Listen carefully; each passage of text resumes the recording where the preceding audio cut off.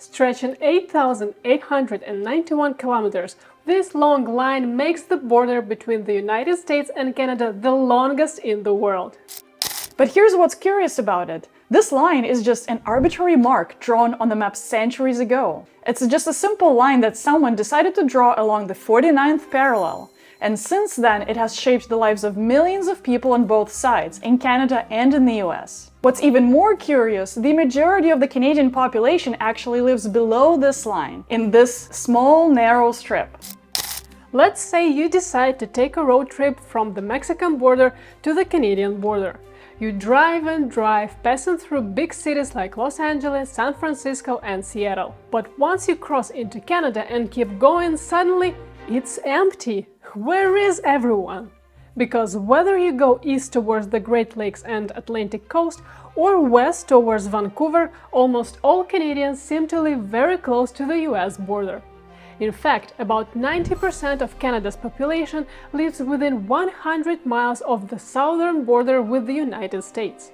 That's just a crazy number! And that's not even all!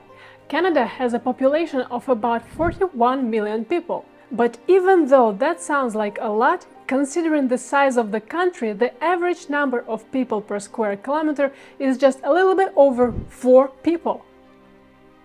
To put it in perspective, it has a total area of 9.9 million square kilometers, and the United States, which is a bit smaller than Canada, with 9.5 million square kilometers, has a population density of 36 people per 1 square kilometer. And if we compare it to another large country, you know Canada is the second largest country in the world, and Russia is the largest. You would be surprised to know that Russia has twice as many people per square kilometer as Canada. So what about that huge part of Canada that seems almost empty? Is it a giant frozen ghost town? Is it a refuge of tundra monsters? Or does no one want to buy really good winter clothes? The truth is, there are some pretty interesting and peculiar reasons why so many Canadians live so close to the US border. It involves geography, history and economics, a whole mix of things. So let's dive in.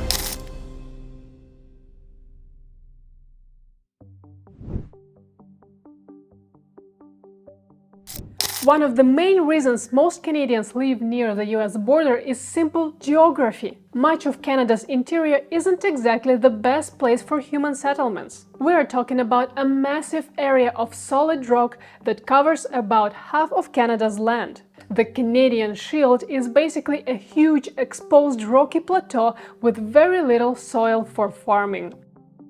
It's not a good place for growing crops or building cities. Agriculture and livestock farming are nearly impossible there. What many people don't know is that this uninhabitable part of Canada contains some of the oldest volcanoes on the planet, and the winter temperatures are extremely cold, making it even harder for people to live there without easy and affordable access to food. That's one of the reasons why most Canadians live south of the Red Line, where large-scale farming is doable away from the Canadian Shield. It's not just because the land there is super fertile, but also because of the Great Lakes, which hold the world's largest freshwater reserve.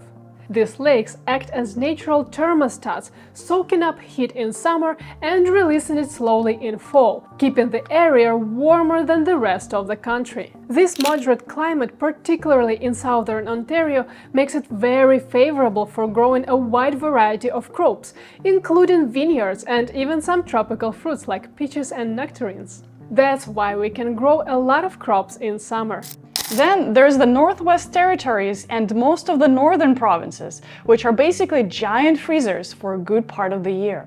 Unless you're part polar bear, it's not exactly the best climate. So that means that the friendliest stretch of the land is near the US border.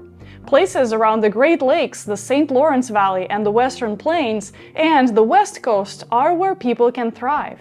That's why Canada's big cities like Toronto, Montreal, Vancouver and Calgary are all strategically close to the United States. But it's not just about the weather and farming. Another big reason why most Canadians live here is the St. Lawrence River. It's been a major route for Europeans exploring North America for centuries because it has the biggest estuary in the world. Historically, European ships would enter from the Atlantic into the St. Lawrence River and sail through the dangerous and swift currents in Montreal, where vessels had to stop. This is how the city of Montreal developed and settled. Today, the maritime route of the St. Lawrence River remains of great geographic and economic importance to the country. It connects Canada's lakes with the Atlantic Ocean and serves as a highway for ocean vessels, generating development and job opportunities that attract thousands of immigrants each year. With over 800 miles in length, the port activity of the St. Lawrence River, stretching from Lake Ontario to the outskirts of Quebec City, is a crucial source of income for hundreds of companies. This river has been vital for economic growth, allowing thousands of ships to pass through each year. Since 1959, a navigation project between the United States and Canada has enabled ocean vessels to travel freely between the Atlantic and the Great Lakes. As a result, cities like Toronto, Buffalo, Detroit, Chicago, and Duluth have thrived thanks to this connection. See this? It's through the St. Lawrence River that we can import and export everything to the world's oceans, using the ports of Toronto, Montreal, and Quebec. This was crucial to ensure accessibility to ocean shipping routes. Thanks to this vital waterway, Canada is able to conduct business and trade with both the developed and developing nations of the world. That's why these cities are so important and why they attract immigrants.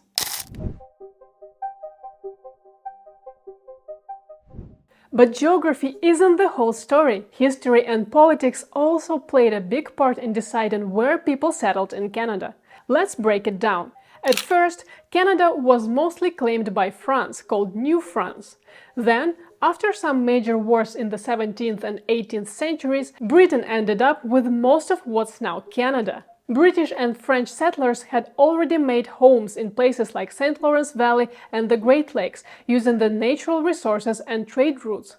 So, it was pretty much decided that these would be the main settlement areas. Then came the American Revolution, and things got a bit tense between Britain and its Canadian colony and the newly independent United States. They needed to set a clear border, which they did through several important treaties, like the Treaty of Paris of 1783.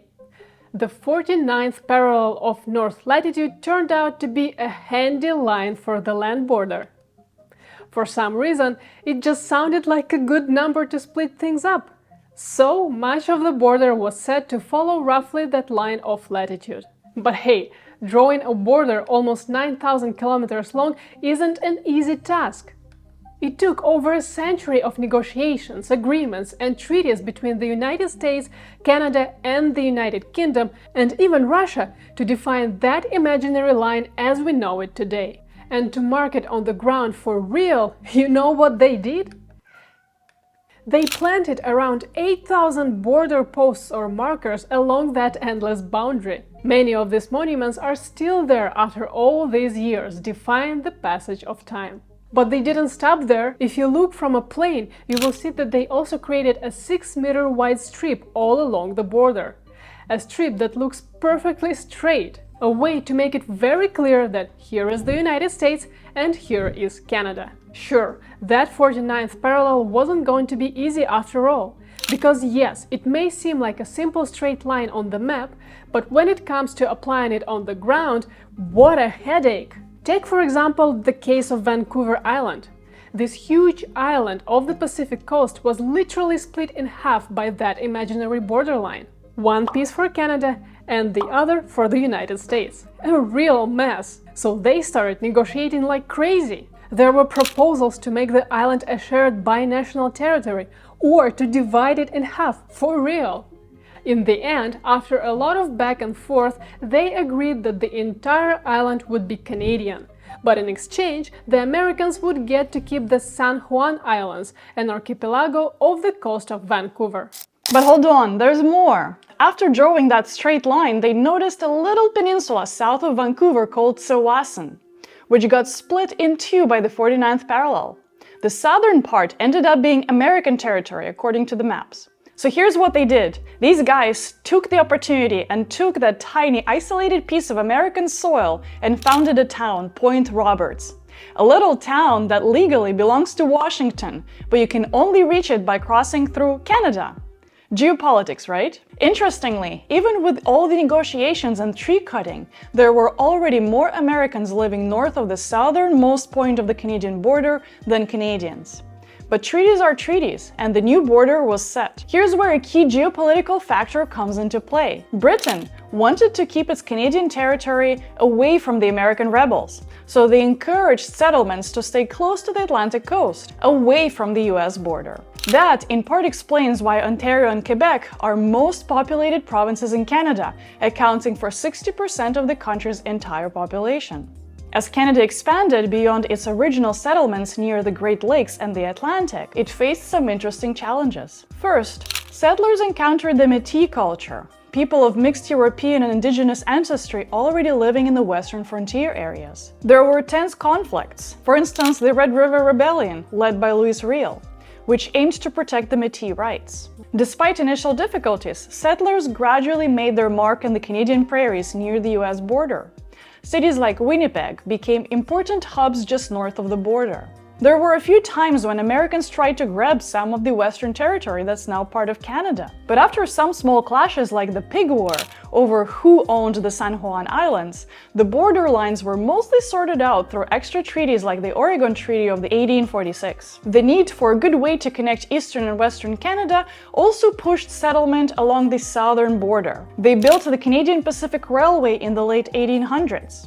Which was key to bringing the nation together. Vancouver became the western end of the line, strategically placed on the Pacific coast, but really close to the US border. Economic ties with nearby northern states like New York, Vermont, and Washington also helped nearby Canadian settlements grow. Waterways and trade could move easily in these border areas. Even though there were a few arguments about exactly where to draw the borderline, most folks ended up living in these areas because of geography and economics. Now hold on, because we're not quite done yet. Beyond history and geography, this proximity to the US border has also shaped some quirky aspects of Canadian culture and everyday life. For instance, you've probably heard jokes about how friendly Canadians are. But did you know there are studies showing that people living closer to the border tend to be more educated and open-minded than those further inland? Yeah, it might sound a bit controversial, but it seems that being close to American culture has had a small influence on that, or perhaps it's just the fact that people have to interact with each other more often. Then there are border oddities, like the library that straddles the dividing line, with the bookshelves in Canada and the reading chairs in the US. Yeah, you heard that right. We are talking about the quiet towns of Derby-Line, Vermont and Strandstad, Quebec, right on the US-Canada border. And there, in the midst of these serene little villages, stands the Haskell Library, a building so whimsically constructed that the borderline runs right through the middle of it. How is that possible? Well, you see, the folks responsible for marking the boundaries between the two countries simply placed a strip of black adhesive tape on the library floor to separate the territories. And a simple strip of tape is all that divides the United States from Canada within that building. So when you walk through the main entrance, you'll be stepping on American soil and taking your first steps into the children's section. But as soon as you cross that mysterious black line on the floor, bam! You're officially in Canadian territory, reading away the general reading room. But wait, it doesn't end there. Turns out, right next to this half-American, half-Canadian library, you will also find the Haskell Opera House, a theater that's also split by the border. The stage is in Canada, while most of the audience seats are on the US soil. It's funny just to say it, but did you know that all this architectural madness is thanks to one family, the Haskells, who over a century ago decided to build these buildings in such a quirky way to foster friendship and good neighborliness between two countries. Typical Canadians, friendly and peaceful. And these anomalies have led to some pretty strange and complicated situations over the years. For instance, high school students living in Minnesota's northwest angle have to cross the Canadian border 4 times a day to get to and from school. Talk about long school commute, right? And during periods of heightened border security, like after 9/11, residents of Point Roberts struggled to access basic services like fire departments and hospitals due to border controls. Of course, having to call an ambulance 3 days in advance isn't ideal. But these are just some interesting things that happen because most Canadians live along a long international border. Usually, crossing the border is just a normal thing for people living near it. So, what does it mean for Canada today to have so many people and important stuff right next to the border with the US? Well, it's made the economic and cultural connections between the two countries even stronger. It makes trading and traveling between them a lot easier. Big Canadian cities like Toronto, Montreal and Vancouver are all connected to transportation systems and supply chains that stretch across the continent. But sometimes it causes problems when the two countries don't agree on things. Like when Canada wanted to keep its borders closed longer during the pandemic a few years back. There were arguments about how it would affect things like shared supply chains. And on a slightly less serious note, the proximity has resulted in a kind of love-hate relationship between Canada and its bigger, louder neighbor. Canadians sometimes jokingly complain about the bland American influence seeping across the border. Whether it's the economic benefits or the cultural gaps, what's clear is that the border really has greatly shaped the Canadian experience for the generations. Maybe in another 100 years, if climate change and other trends continue, we will see a new settlement pattern emerge. But for now, Canadians seem pretty comfortable living in the cultural and economic suburbs of their big southern neighbor. Comfortably familiar, yet proudly unique, like a roommate with their own identity, and they can't help adopting some cohabitation habits. It's a fascinating dynamic to observe, so next time you visit Canada, or even if you're a lifelong Canadian, pay attention to how much of the culture and daily life is influenced by being so close to the US border. And there you have it, this strange yet fascinating reason why most Canadians live so close to the US border. If you enjoyed this video, show us some love by smashing that like button and subscribing to the channel for more interesting content. Thank you so much to our members and patrons for supporting this channel. Your support means a lot to us. And thanks for watching. We'll see you in the next one. Take care.